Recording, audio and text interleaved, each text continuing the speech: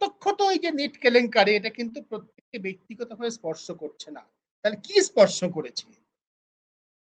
স্পর্শ করেছে সামগ্রিকভাবে দুর্নীতি, শিক্ষায় দুর্নীতি, যেটা আমরা লক্ষ্য করছি, যেটা অনেকের বক্তব্য থেকে উঠে আসছে আন্দোলনকারীদের কাছ থেকে। এত পয়সা দিয়ে প্রস্তুতি নিলাম, তারপরেও এই জোচ্চুরি। বিপুল ইনভেস্টমেন্ট, ডাক্তারি পড়ার জন্য প্রস্তুত হওয়াটাই এখন লক্ষ লক্ষ টাকার ইনভেস্টমেন্ট।